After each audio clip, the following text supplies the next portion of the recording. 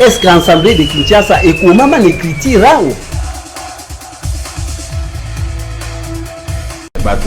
Suivi les actes, ma fiende côté pour Dieu n'est pas dans le banditisme. Dieu est dans sa parole. Kinshasa wazati, boza atana musakoli moko te. O nyoso wana. La foi vient de ce qu'on attend, et ce qu'on attend vient de la parole de Dieu. Qui dit la parole de Dieu, c'est dit de l'enseignement, et que l'enseignement que le peuple de Dieu a besoin en ce moment, en ce temps de la fin. Il est vrai que nous sommes dans un pays laïque, il y a tant de religions, il y a tant de doctrines, mais nous défendons ce qui est vrai pour préparer le cause du Seigneur. Aujourd'hui, vous allez parfois me demander où est-ce que le général Colon nous amène. Nous sommes à l'église primitive, où frère Pierre Casse. Pour frère Pierre Casse, nous défend la polygamie. Il est croyant du message du temps de la fin, pratiquant bien sûr, c'est lui qui assure la relève du message du temps de la fin, malgré il y a de divergences. Frère Casse nous invite le 12 et 13 au palais du peuple où il va expliquer ce que Dieu lui a mis, ce que Dieu lui a donné comme mission sur la polygamie. Mais il y a une question dont on doit se poser. Est-ce qu'à temps de la fin, l'enseignement de la polygamie trouve sa place où ça aidera l'Église à rencontrer Dieu? On va le découvrir et puis nous allons parler avec mon invité parce que nous sommes restés à l'Église sur que le mariage selon Dieu. Parce qu'on voit, j'avais dit ici que nous sommes dans un pays laïque, chacun défend sa doctrine, mais de quelle doctrine pouvons-nous suivre? Puis défend réellement les Écritures, le sans Écriture bien sûr, et que le mariage, c'est que Dieu veut réellement. Et on va parler, je suis avec moi avec un prédicateur de l'église primitive, lui il est de Boma, il vient de Boma, c'est le frère David de Bien. On va parler avec lui et je profite dans cette occasion pour saluer le frère Pierre Kaskasambakala qui nous a accordé cet moment avec le prédicateur David. On va essayer de parler. Nos numéros sont au bas de vos postes tout le viseur. Appelez-nous, donnez votre point de vue, nous allons vous recevoir. Merci à Daniel Akani qui m'accompagne tout le temps, le Terminator. Voilà, en guerrier noir de l'audiovisuel. On est ensemble, il n'y a pas de souci. Je vous avais dit qu'il est notre invité, mesdames et messieurs, le frère David. Je vous dis bonjour. Bonjour, cher ami. Vous venez franchement de Boma et comment la santé de la communauté des croyants, des messages du temps de la fin et comment vous portez? Oui, nous vivons par la grâce du Seigneur. Nous avons lancé tout le monde en paix. La paix du Seigneur Yeshua, seul que le monde peut donner. Parce que tout le monde est en bonne santé. Exactement. On va appliquer le méthode en journalisme, l'attaque, on applique directement. Vous croyez, vous êtes croyant du message du temps de la fin qui a été porté par William Branham, je le crois. Vous croyez aussi à ce que l'Église primitive défend aujourd'hui la polygamie. Et c'est par là que nous avons tiré notre thématique d'aujourd'hui. Quel est le mariage selon la Bible? Je ne parle pas selon la révélation de William Branham, mais selon les Écritures, parce que chez vous, vous défendez la polygamie. Le mariage identique, reconnu par le Seigneur, établi par lui pour la seconde alliance, c'est un et plusieurs partout, c'est-à-dire chez les hommes, chez les animaux. Pas le femme.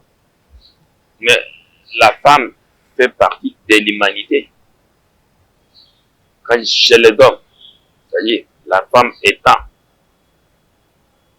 dans l'humanité. Donc le mariage, si je comprends bien, le mariage selon Dieu, c'est-à-dire un homme avec plusieurs femmes. Le mariage idéal selon Elohim Dieu, dans la seconde alliance, c'est un homme plus d'une femme, c'est-à-dire plusieurs. Mais si cela est vrai, ce que vous dites là, mais Dieu, selon ses pensées, il devrait commencer ça par Adam. On a vu Adam, le tout premier homme qui a été créé à l'image de Dieu.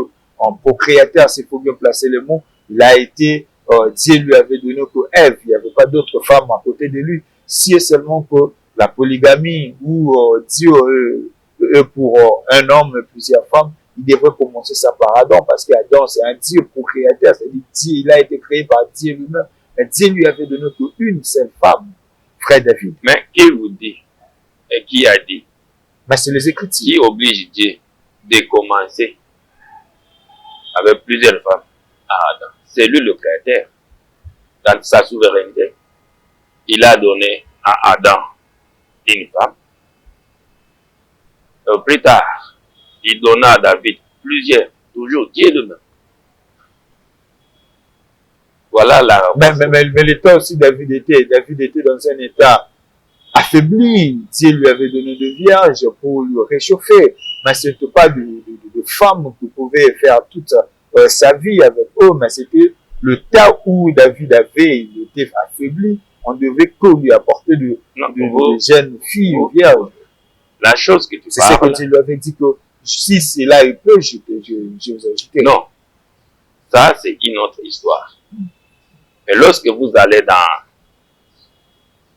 2 Samuel, chapitre 12 précisément, le verset 8 et 9, lorsque le roi Daoud commit adultère avec la femme de son soldat, il avait méprisé la parole du Seigneur. Dieu est descendu pour lui dire, je t'avais donné beaucoup de femmes.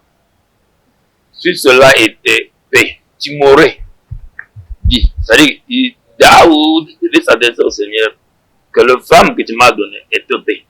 Ajoute-moi encore. Dieu dit, je serai prêt à t'ajouter encore d'autres femmes. Pourquoi as-tu méprisé ma parole? Qu'est-ce que Daoud avait fait? Il avait pris la femme de son serviteur. Ce que Dieu n'aime pas, Dieu ne tolère pas. Jusqu'aujourd'hui. Pensez-vous aujourd'hui que le message de la polygamie trouve sa place parce que le temps actuel où nous sommes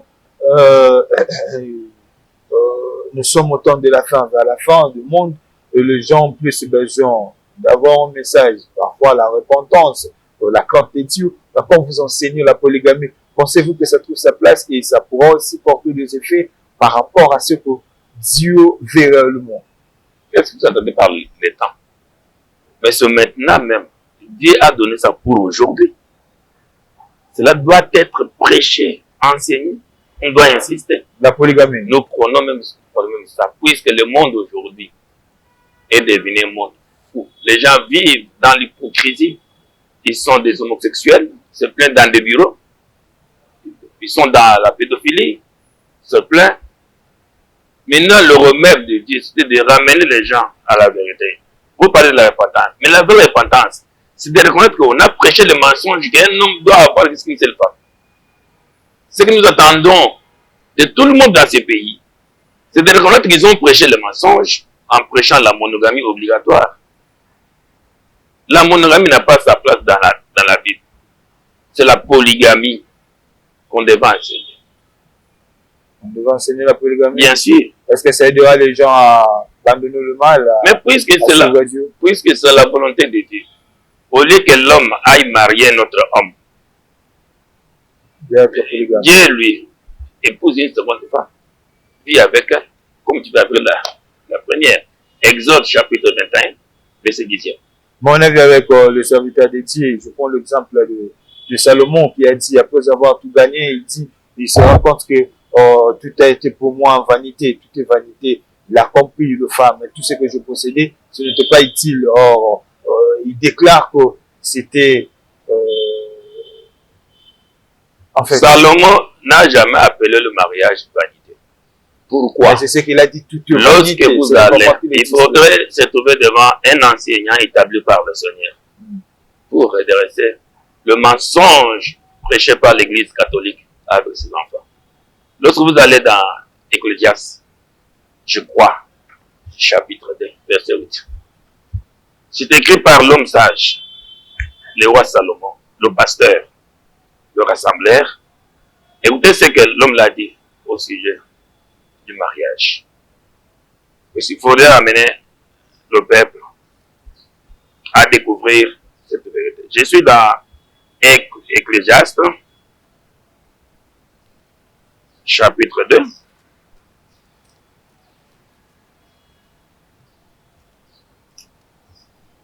Voilà. Le verset 7, je vais le savoir. Écoutez ce que le pasteur Chilomon dit. Je me suis procuré des esclaves, des servantes. J'ai eu du personnel domestique. J'ai possédé en abondance des gros et de petits bétails. Bien plus que tous ceux qui m'ont précédé à Yerushalayim. Verset 8. Je me suis amassé de l'argent et de l'or provenant des trésors du roi et des provinces. Je me suis procuré des chanteurs et des chanteuses. J'ai eu ce qui fait le délice des hommes, de nombreuses belles femmes. Vous voyez? Il n'a jamais dit qu'avoir de nombreuses belles femmes, c'était validé. Non, c'est pas ce qu'il dit. Le mariage. Si c'est même pas Salomon, je prends votre modèle, le messager du temps de la fin, William Branham. Si réellement vous croyez à ce message de la polygamie, dans ses pensées, il devait m'enseigner cela ou pratiquer cela. Quand on voit que William Branham n'a pas pratiqué la polygamie, il n'a fait qu'une seule femme. Comment, quoi, vous pouvez nous dire réellement, si lui-même, le porteur de ce message, il a pris, il a pratiqué, il a vécu une seule femme, comment nous pouvons avoir plusieurs femmes alors que le leader, le membre n'était pas polygame? Il était le porteur du message, comme l'apôtre Paul. Mais la vie de la polygamie ou du mariage est facultative. Selon 1 Corinthiens, chapitre 7, verset 17, l'apôtre Paul dit: j'aurais souhaité que tous vous soyez comme moi. Mais chacun doit recevoir un don de la part de Dieu. Donc tous ne pouvons pas devenir comme Paul, sans femme. Donc chacun a un don. Le frère Branham dit: je prêchais comme Paul. N'est-ce pas? Il n'était pas obligé. Bref, dans la gloire, lorsqu'il était là-bas, dans l'une de ses prédications, je crois 5e son, il s'est retrouvé avec 2 femmes. La première et la deuxième. Donc devant le Seigneur, il était un polygame. Et la polygamie, nous l'avons toujours répété, ce n'est pas une obligation. Ce n'est pas une obligation. Je viens de parler du mot facultatif. C'est à prendre ou à laisser. Non, c'est porter au choix. Mais là, vous selon le Seigneur, c'est votre doctrine ici, si ce n'est pas l'obligation. Si la doctrine du Seigneur qui a dit: si, Exode chapitre 21, verset 10, si il prend pour lui une deuxième, si, n'est-ce pas? S'il prend pour lui une deuxième femme, qu'il continue à prendre le soin de la première, quand elle a mangé, au vêtement, et le droit conjugal, c'est le Seigneur. C'est les choses de Salomon, s'il prend. Ça, il ne peut pas se prendre. Mais il faut dire aux gens que vivre avec plusieurs femmes mariées, c'est la volonté parfaite du Seigneur. Aider les gens n'est pas dans l'hypocrisie, avec des macanques par-ci par-là. Vous défendez la polygamie aujourd'hui, mais dans la Bible, revenons dans la Bible, on voit dans la Nouvelle Alliance, il n'y a que le téléserviteur ou l'apôtre qui a fait plusieurs femmes. Vous parlez de la Nouvelle Alliance, là aussi, il faut aussi comprendre de quoi vous comprenez par Nouvelle Alliance. Vous parlez de l'apôtre Pierre. Mais l'apôtre Pierre, en commençant par le Seigneur Jésus-Christ, était le prédicateur de l'Ancien Testament. Puisque dans Matthieu chapitre 4, ou dans Luc chapitre 4 aussi, lorsqu'il est dans la synagogue, il n'a pas lu ce que vous pensez. Quand on parle de la Nouvelle Alliance, vous voyez le Nouveau Testament. Les écrits d'après le temps de Yeshua. Vous pensez cela. Mais lui, le Seigneur commençait par lire l'Ancien Testament. À la Pentecôte, l'apôtre Pierre dont il parle, il n'a lu que l'Ancien Testament. Vous voulez voir le modèle, qui est le premier polygame dedans. Mais tantôt, je crois que je parlais avec vous. J'ai montré dans Jean chapitre 2. L'apôtre et le prophète, Yonan Amatibil, Jean le Baptiste. Il a présenté le Seigneur comme étant le mari. Lorsque les gens sont allés le voir, mais regardez, tout le monde va vers lui. Empêche-les. Puisque les jaloux ne manquent pas. Empêche-les, prendre facilement de lui. Et Jean était clair. Il a dit non. Laissez tout le monde aller vers lui. Car c'est lui, l'époux. Il n'a pas allé vers lui, c'est l'agneau. Il dit laissez tout le monde aller vers lui, c'est lui l'époux. Et moi, je suis l'ami de l'époux. C'est un polygame et le Seigneur lui-même. Jésus. Bien sûr. Qu'est-ce que caractérise votre message? Est-ce que c'est le branchir ou le soubassement ou la Bible? Non, la Bible. Le brochir, c'est la Bible prêchée. Ce n'était pas le pensée de William Branham. Non. Sa philosophie. Non. Lui m'a dit que ma pensée, c'est le contraire de la Bible, il faut démolir ça. C'est un prédicateur biblique qui n'a prêché la Bible. Mais dans la Bible, il y a des versets qui sont contre la polygamie. Aucun verset. Un Corinthien où la Bible interpelle les évêques qu'un évêque doit être modèle, un évêque doit avoir une femme, puis être modèle dans sa famille. Donc, quand nous revenons dans la Bible toujours, on voit qu'il nous a fait tous un royaume de sacrificateurs. Que tu sois un évêque ou pasteur ou vous pratiquez, ou vous exercez un ministère, c'est là Ephésiens 4, vous êtes toujours un sacrificateur. Mais on interpelle le sacrificateur d'avoir une seule femme. Vous avez plusieurs femmes et vous défendez la polygamie. Ne voyez-vous pas que vous êtes à côté de la Bible? Je pense que vous voulez parler de 1 Timothée. 1 Timothée. Voilà. Cette écriture a beaucoup souffert avec tous ces faux pasteurs qu'on appelle forcément pasteurs. De rectifier 1 Timothée. Cette écriture parle du mariage. C'est aussi l'écriture qui a beaucoup souffert. C'est parce qu'il y a la vérité dedans. Qui a été falsifiée. C'est parce qu'il y a la vérité dedans. Je te montre cette vérité-là. Allez-y. Peut-être que tu ne savais pas. Tu parles de l'évêque. Mais les évêques n'ont pas commencé avec cette écriture-là. Lorsque l'apôtre Paul écrivait à son fils Timothée, il se référait auquel passage? Lorsqu'il veut parler des évêques. Puisque lui, c'est un enseignant, dans tout ce qu'il a écrit comme enseignement, il se réfère toujours à l'Ancien Testament. Donc, il n'avait pas le temps de falsifier. L'écriture là, lorsque vous prenez tant de versions, vous allez voir que chaque version a son langage. Tantôt, évêque doit être marié d'une seule femme, tantôt, marié une seule fois, tantôt, mari fidèle, ça c'est sa mère, Crampon, Darby, le second y compris. Mais lorsque vous prenez la compréhension donnée par André Chouraki, le chrétien voulait seulement dire que l'évêque soit un homme marié. Mais lorsqu'on revient à ce que les autres disent là, par exemple, marier une seule fois, mais on peut marier 5 femmes une seule fois. Dans Matthieu 25, non, le Seigneur descend du ciel. Il épouse 5 à la fois. Marier une seule fois ne veut pas dire avoir une seule femme. On peut en épouser autant. À la fois. Le roi Assuérus, lorsqu'on lui a amené des vierges, c'était combien de vierges à la fois? Et c'est l'interprétation catholico-romaine de dire qu'un homme, un évêque, ne doit avoir qu'une seule femme. Mais demande qui de ces évêques a une seule femme?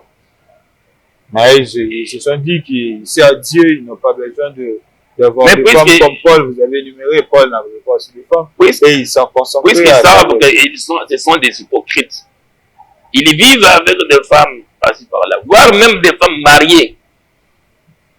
Ces gens que vous voyez là, à ce temps-là, ils savent cela. Ils ont falsifié cela. Ils ont falsifié. Vous allez dans Nombre, chapitre 31. Le Seigneur lui-même réclame pour son serviteur El-Hazar. Il prend pour moi 32 vierges données à mon serviteur, le souverain sacrificateur. Donc chaque écriture doit marcher dans la continuité. Si ça ne marche pas, vérifiez l'origine. Si c'est dans la continuité, ok. Si ça ne va pas passer, l'ennemi est passé par là. C'est comme ça que l'ennemi est passé par 1 Timothée 3. Donc vous ne pouvez pas cela. Voilà quoi. 1 Timothée 3. Mais voilà. Cette écriture-là, selon vous, est falsifiée. Selon les dires là, selon les écritures, je te montre. Je dis ceci. Le vrai croyant ici, l'apôtre Paul, lorsqu'il dit à son fils Timothée que tu connais les 5 livres depuis ton enfance, hein? C'est-à-dire la Torah, 5 livres. Quand il parle là, il faisait allusion à 5 livres de Moïse, bon, même 6, plus le prophète, le psaume. Hein? Il dit, tu connais depuis ton enfance. Mais dans lequel de ces livres-là, il est parlé qu'Évêque doit avoir une seule femme. Puisque des évêques bibliques n'avaient pas une seule femme. Je viens de parler de El-Hazar, Exode 31.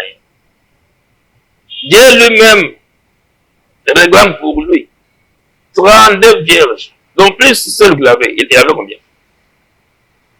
Donc cette écriture était falsifiée. Hein? Dans Romains chapitre 15, verset 4, l'apôtre Paul dit, tout ce qui a été écrit là a été pour notre instruction. Mais dans quel verset vous trouvez dans les écrits où vous prenez cette écriture-là? Revenons toujours dans ça. Vous êtes courant du message du temps de la fin. Vous croyez à cela. Mais qu'est-ce qui vous divise aujourd'hui? Baruch nous enseigne autrement. Dioka et les autres, pendant que vous utilisez toujours le même branchi, le même texte, mais vous êtes différents. Baruch ne croit pas à la polygamie. Également, qui Dioka ne croit pas à la polygamie. Mais vous croyez au branchi.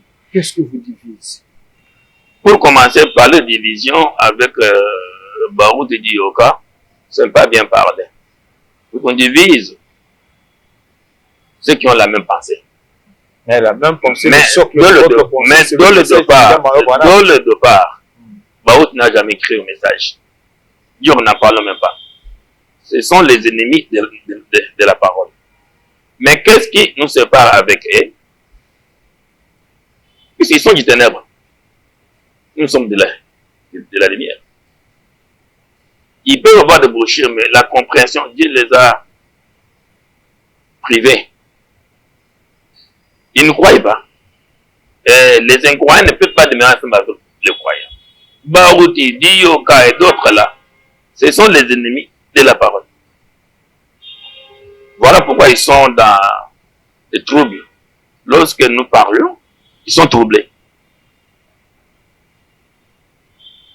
De Dioka et de Baruch. Bien, sûr. Mais vous utilisez toujours le même branchi. Mais de la même manière que la Bible est utilisée par les catholiques. Les petits démons ici, les soi-disant églises de réveil, tous ils ont la Bible, mais ils ne la comprennent pas. De la même manière que Baruch et Dioka et consorts, ils peuvent avoir des brochures, mais la compréhension, le Seigneur les en a privés. Ils ne peuvent pas avoir la compréhension exacte des Écritures, parce que Dieu ne les aime pas. Je vous avais posé cette question dès le début, au départ, donc j'avais dit, est-ce qu'à ces moments, parce que il est vrai que notre pays, nous sommes dans un pays laïque, il y a tant de doctrines. En plus, le gens appliquent au plus, je parle d'un christianisme. Nous sommes face au, le diable avait aussi séduit le monde. Le diable s'est levé pour séduire. Mais est-ce qu'avec le message de la polygamie, ça peut développer le camp du diable? Parce que vous envoyez les gens d'épouser plusieurs femmes. Est-ce que là, c'est là pourrait être possible de sauver quelqu'un dans le mal? Mais justement, étant de véritables docteurs, un vrai docteur, il fait son diagnostic et puis il donne le médicament comme remède à ce qu'il a constaté. Et l'homme du ciel, sachant que cette période finale dont tu viens de parler, il a bien dit, les choses se passeront comme au temps de l'autre. Et qu'est-ce qui est au temps de l'autre? C'était l'homosexualité, la bestialité, ainsi de suite. Et lui savait ça. Et comme médicament qu'il a donné, si les gens veulent être sauvés aujourd'hui, c'est de croire à ce que Dieu a dit. Dieu a vu ça. Maintenant, pour remédier, il a envoyé son message. Et au lieu de vous prostituer, pensez-vous que quelqu'un qui est plongé dans la polygamie sera face quelqu'un qui est dans la polygamie, bien sûr, qui est plongé 2 pieds dans la polygamie, est-ce qu'elle va résister devant des attaques idéal? Quelle attaque, par exemple? La séduction, monsieur. Non. Mais chaque fois, je voudrais ajouter, l'écriture le permet. S'il y a encore des désirs et qu'il y a un besoin, selon l'écriture, l'homme paie jusqu'à 1000, des milliers, comme Salomon, comme David, comme l'a dit le prophète William Branham. Je recommence la question. Oui, Quel eux, je vous avais posé, mais je le recommence. oui. Quel eux, cette en fait, quel eux, le mariage, selon la volonté de Dieu. Le mariage est idéal de Dieu. Avoir plusieurs femmes. Oui, je le répète encore. Selon la Sainte Écriture, le mariage idéal, c'est la polygamie. Vous pouvez accepter de donner votre fille à un polygame. Mais moi, je ne vais pas la marier. Si elle aime le mariage, je vais interdire pourquoi. C'est le mariage. Que votre fille, qu'elle soit épousée à un homme polygame. Mais si le frère qui le marie est un croyant, moi-même, la femme que j'ai, la première, Vous avez combien de femmes? j'en ai deux. La deuxième, Vous comptez à se remarier encore? aussi longtemps que Dieu me donnera, je ne refuserai pas. Qu'est-ce que Si vous Dieu appelez donne, que Dieu vous a donné? Que Dieu aussi longtemps que Dieu vous donnera. Comment cela? mais puisque Si le vous avez, mariage, c'est le Dieu que vous avez donné. mais puisque le mariage est un don, c'est Dieu qui donne. Au roi Daoud, il a dit, je t'ai donné plusieurs. Si cela ne suffisait pas, tu m'aurais demandé. Hein? Je t'aurais donné. Donner, il y a Dieu qui veut me donner. C'est un don de Dieu. Donc même si votre fille épouse un homme polygame, vous allez trouver ça normal parce que vous êtes polygame. S'il est épousé par un croyant, c'est plus que normal. C'est merveilleux. Malgré le préjudice, vous ne comptez pas sur Quelle ça. bêtise tu parles? Un croyant n'est pas dans la bêtise. La raison pour laquelle nous prêchons la polygamie, c'est pour aider le monde à quitter dans ces bêtises. C'est pour cela que j'ai envie de t'annoncer encore que les 12 ici, nous serons pas du peuple, le 12 août et le 13. Pour dire au monde arrêtez avec la prostitution, arrêtez avec l'homosexualité. La beauté de Yahweh, mariez-vous même avec plusieurs femmes, ce n'est pas un péché. Même avec plusieurs femmes. Mais c'est l'écriture. Daoud en avait 500. Et si la famille refuse La famille refusait quoi? l'offre d'avoir une femme, mais si un homme qui est, si Dieu lui un homme donne, qui est polygame. si Dieu lui donne, qu'est-ce que la famille a à faire? Si c'est Dieu qui donne. Donc, ce qui concerne le mariage, ça n'engage pas la famille, selon vous. Mais votre question là, hein? Est-ce que la famille peut s'opposer à la volonté de Dieu? Et quelles conséquences lorsqu'on méprise la part de Dieu? Si la famille est dans l'ordre de Dieu, d'accord. Mais si une famille s'oppose à ce que Dieu veut, c'est une famille rebelle. Ça n'a rien à voir. Donc, pour vous, la polygamie, c'est l'enseignement qu'on doit avoir à ce moment. Un enseignement précis, vital, qui donne la vie, trop mielé pour le vrai croyant aujourd'hui. Mais dans la vie, la Bible dit même la nature ne vous enseigne telle part. Aujourd'hui, avec les conditions, le temps où notre pays traverse, avoir plusieurs femmes, c'est de creuser votre tombe. Mais on ne doit pas se cacher derrière la situation pour manifester son incrédulité. On ne peut pas mépriser la parole puisque non, il y a des situations qui ne sont pas de data. Celui qui honore Dieu est honoré par Dieu. Si vous mariez selon la volonté du Seigneur, mais le Seigneur va vous honorer. Aujourd'hui, les gens se cachent derrière ce genre de situation pour manifester leur incrédulité.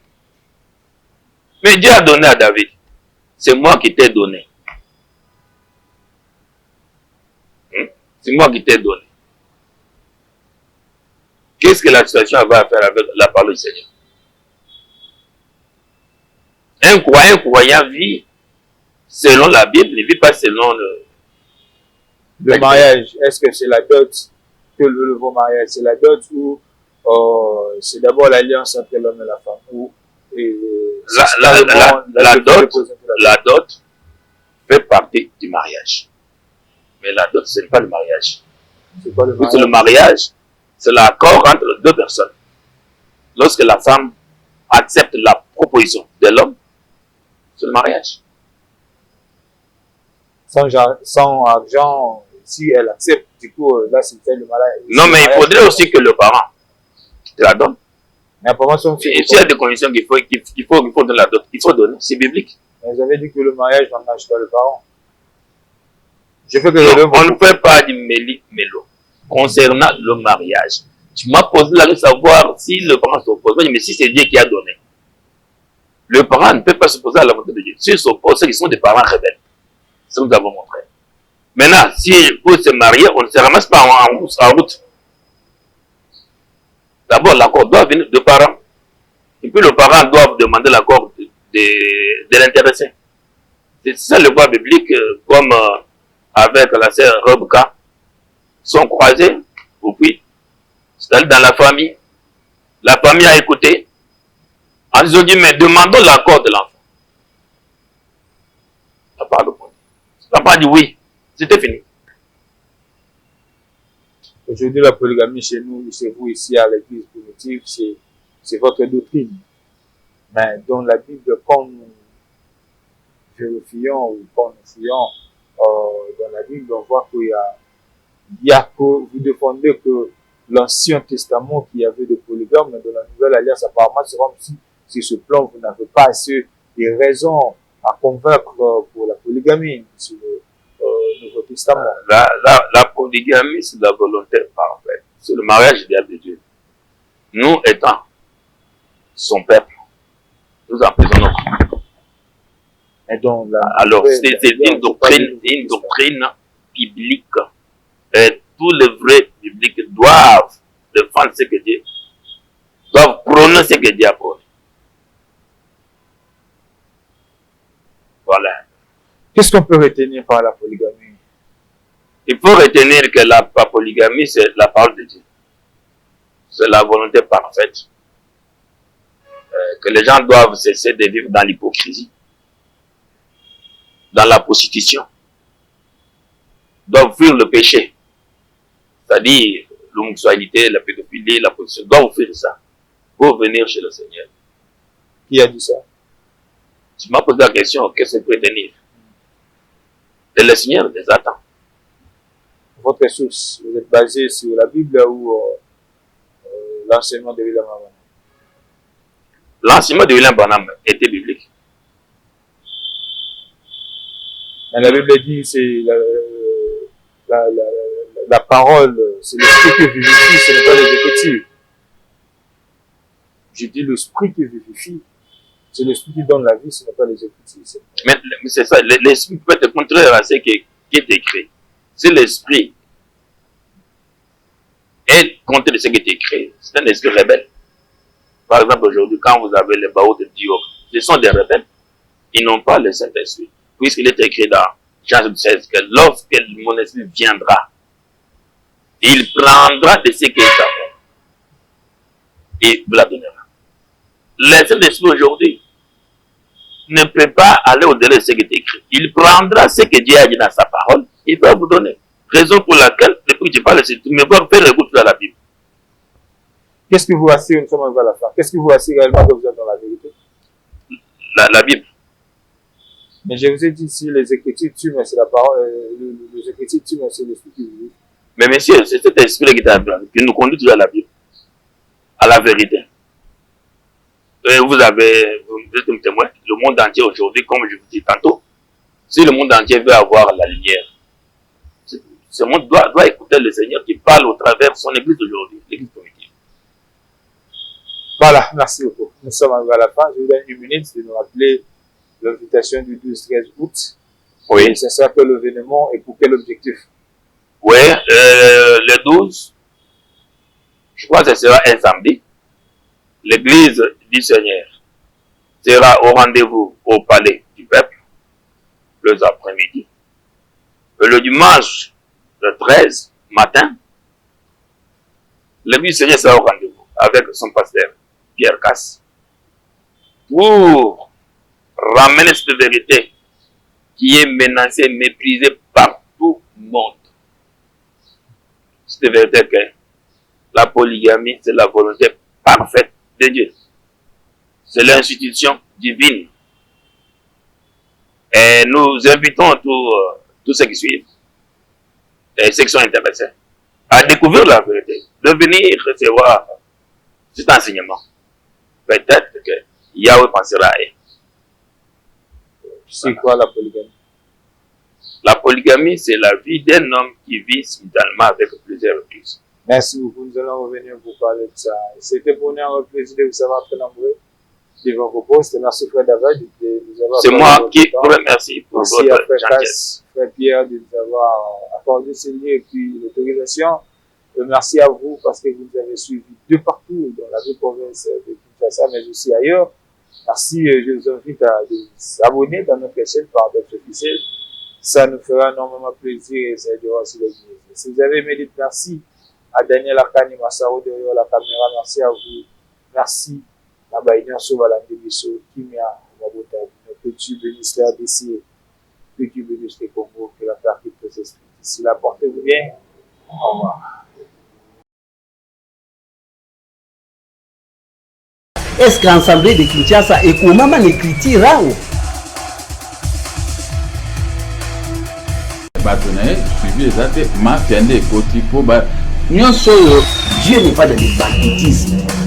Dieu est dans sa parole. Kinshasa wazate, boza atana musakoli moko te. O nyoso wana. Lamuka na mukuma kasi na ye.